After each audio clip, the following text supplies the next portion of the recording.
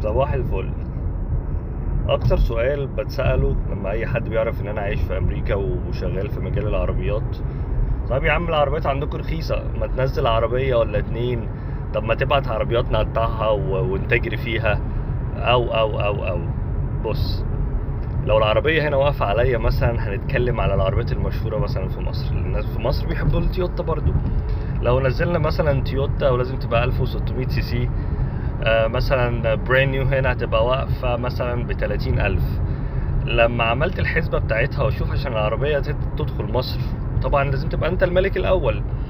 فالعربية مثلا لو هنا واقفة عليك هنقول مثلا تويوتا ب25,000، انت هتدفع مثلا تمنها 3-4 مرات عشان تدخلها.